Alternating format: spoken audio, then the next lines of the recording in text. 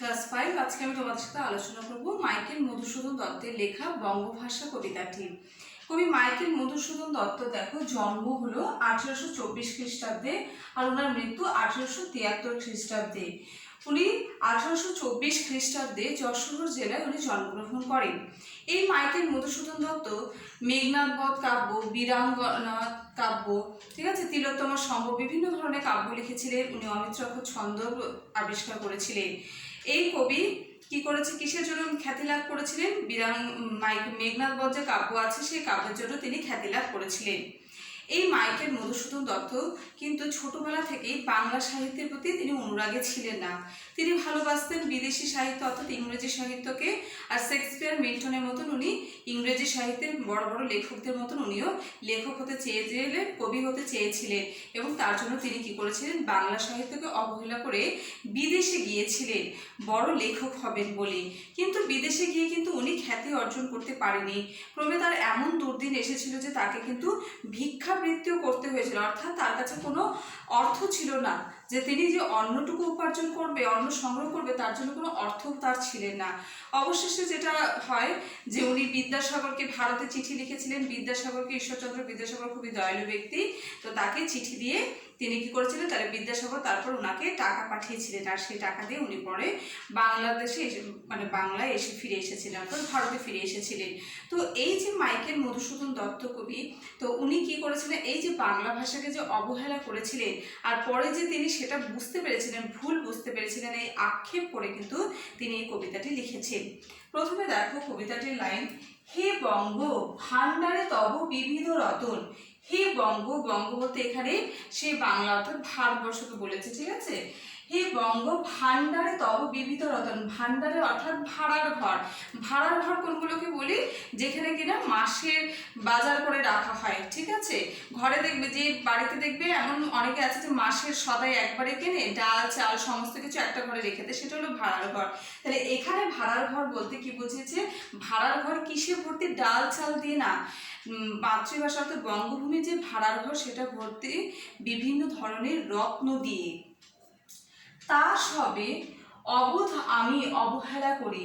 তাহলে কি বলেছে, এই যে ভারতে যে বিভিন্ন রত্ন যে আছে, তাহলে সেগুলো কি করলাম, আমি এতই বোকা, এতই অবোধ, যে অবোধ শিশুর মতো যে আমি কি করলাম, সমস্ত কিছু অবহেলা করে দিলাম। পরধন লোভে মত্ত। তাহলে কি বলেছে, পরধন লোভে। পরধন কি, পরের দেশের যে ধন সম্পদ অর্থাৎ বিদেশের যে ধন সম্পদ, সেই পরধনকে বলতে সেটাই বোঝানো হয়েছে। পরধন লোভে মত্ত। তাহলে উনি কি হয়েছিল, উন্মত্তের মতন লোভী হয়ে গেছিলেন, যে উনি অনেক খ্যাতি লাভ করতে পারবেন এটা ভেবেছিলেন। আর তার জন্যই কিন্তু তিনি বিদেশে গিয়েছিলেন। করিনু ভ্রমণ পরদেশে, অর্থাৎ ভ্রমণ করে অর্থাৎ যাত্রা করেছিলেন পরদেশে অর্থাৎ ভিন্ন দেশে। ভিক্ষাবৃত্তি কুক্ষণে আচরি। তাহলে কি বলেছে, এমন কুক্ষণ, এমন খারাপ সময় এসেছিল জীবনে যে তাকে ভিক্ষাবৃত্তি করতে হয়েছিল। কাটাইল বহুদিন সুখ পরিহরি। তাহলে কি হয়েছিল, কাটিয়েছিল বহুদিন, তাকে কাটাতে হয়েছিল সুখ পরিহরি অর্থাৎ সুখ শান্তি এই সমস্ত কিছুকে জলাঞ্জলি দিয়ে তাকে বহুদিন সে বিদেশে কিন্তু কাটাতে হয়েছিল। অনিদ্রায় অনাহারে শপিকায়। তাহলে বলছে অনিদ্রায়, অনিদ্রায় মানে নিদ্রাহীন অর্থাৎ ঘুমহীন ভাবে, অনাহারে মানে খাবার নেই, ঠিক আছে, এমন ভুক্ত পেটে কি হয়েছে, শপিকায়, কায় কথার অর্থ হলো শরীর। তাহলে শরীরকে এক প্রকার যেন ছেড়ে দিতে সমর্পণ করতে হয়েছিল। কার কাছে, সেই অনাহারের কাছে, যে আর মেনে নিতে হয়েছিল যে আর হয়তো খাবার হয়তো ওনারা আর জুটবেও না, এইভাবে করে এটা উনি মেনে নিয়েছিলেন। মনু মজিনু বিফল তপে অবরণ্যে বলি। তাহলে কি বলেছে, মনু মানে মন, মজিনু, মজিনু মানে গলে যাওয়া যেটাকে বলে, ঠিক আছে, মত্ত হয়ে যাওয়া বা গলে যাওয়া। তাহলে মন কি করেছিল, কিসে মত্ত হয়ে গেছিল, বিফল তপে অর্থাৎ যে তপস্যা করলে যে কোনো ফলই পাওয়া যাবে না। অবরণ্যে বলি অর্থাৎ যেটাকে বরণ করা যায় না খুব সহজে, সেই অবরণ্যকে তিনি বরণ করতে, অর্থাৎ যেটা পাবে না সেই কঠিন কাজটাকে তিনি যেন অর্জন করতে চেয়েছিলেন।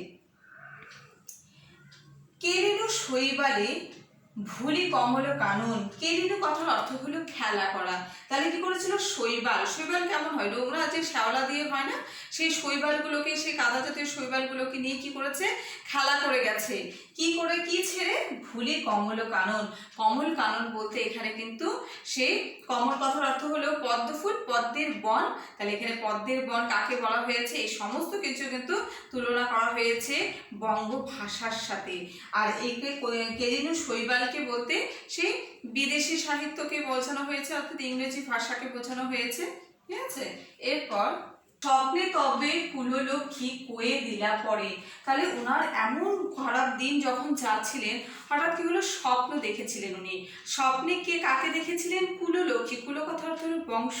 তাহলে বংশের যে লক্ষ্মী অর্থাৎ মা লক্ষ্মীকে তিনি দেখেছিলেন। তাহলে মা লক্ষ্মী কয়ে দিলা পরে অর্থাৎ কি বলে দিয়েছে? দেখো, এই মা লক্ষ্মী বলেছে, তার জন্য মা লক্ষ্মীর কথাগুলো কিন্তু এই দেখো ডাবল ইনভার্টেড কমার মধ্যে 3টা লাইন হবে।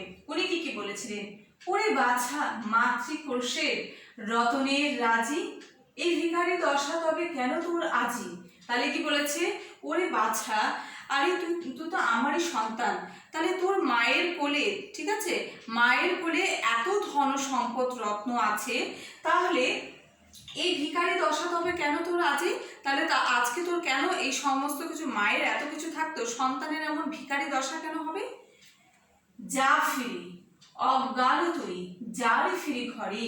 তাহলে কি বলেছে? যা, ফিরে যা। কোথায় ফিরে যেতে বলেছে? ফিরে আসতে বলেছে, অর্থাৎ সে ভারতে ওনাকে ফিরতে বলেছে। ফিরে যা অজ্ঞান তুই, মানে তুই জ্ঞান হারিয়ে ফেলেছিস। ঠিক আছে? তার মানে ও যে মোহে যে এতদিন আবদ্ধ হয়ে গেছিল বিদেশি সাহিত্যের প্রতি, তাহলে বলেছে ও তুই জ্ঞান হারিয়ে ফেলেছিস, তুই বাস্তবটাকে ভুলে গেছিস। যা, যারে ফিরে ঘরে। তাহলে কি বলেছে? যা, ঘরে ফিরে যা, নিজের বাড়িতে ফিরে যা, বাড়ির অর্থাৎ বাড়ির জায়গায়, বাড়ির স্থানে ফিরে যা। পালিলাম আজ্ঞা সুখে। পালিলাম অর্থাৎ এই যে স্বপ্নে যে মা লক্ষ্মী তাকে যেগুলো বলেছিলেন কথাগুলো, সেটা কি করলেন তিনি? সেই আজ্ঞা অর্থাৎ সেই আদেশ সুখের সাথে, আনন্দের সাথে কি করেছিলেন? পালন করেছিলেন। কমা, পাইলাম কালে মাতৃভাষার খনি পূর্ণ মণি জালে। তাহলে পাইলাম কালে বলেছে, তাহলে কি বলেছে? আর কাকে খুঁজে পেয়েছে? সেই সময়ই কাকে খুঁজে পেলে? মাতৃভাষাকে। যে মাতৃভাষাকে কিসের সাথে তুলনা করা হয়েছে? রূপ খনি পূর্ণ, খনি অর্থাৎ খনিজ সম্পদের সাথে, যেটা মাটির নিচে পাওয়া যায় যে খনিজ সম্পদ, কয়লা, খনিজ তেল, এগুলোর সাথে মূল্যবান সম্পদের সাথে তুলনা করেছে। আর কি বলেছে? মণি জালে অর্থাৎ মণির সমাহারে, অর্থাৎ মণি কথার অর্থ হলো মুক্তা, মূল্যবান জিনিস। তাহলে মূল্যবান রত্নের রূপ মাতৃভাষাকে তিনি কি করেছিলেন? পাইলাম কালে অর্থাৎ সেই কালে তিনি ফিরে পেলেন। অর্থাৎ তিনি উপলব্ধি করেছিলেন যে মাতৃভাষাতেই সব কিছু আছে, আর এই মাতৃভাষায় কিন্তু কবিকে প্রতিষ্ঠার হাতে অর্থাৎ খ্যাতি অর্জনের পথে তাকে নিয়ে যাবেন। তিনি যে মাতৃভাষাকে এতদিন অবজ্ঞা করে তিনি ভুল করেছেন, আর তার জন্য তিনি প্রতিষ্ঠা লাভ করতে পারলেন না। তিনি যদি আবার মাতৃভাষায় লেখা শুরু করেন, তাহলে তিনি আবার বড় কবি হয়ে উঠতে পারবেন, সবার মনে আবার তার স্থান হবে। তাহলে বঙ্গভাষার প্রতি অর্থাৎ বাংলার যে ভাষা, বাংলা ভাষার প্রতি কবি এখানে কি করেছে?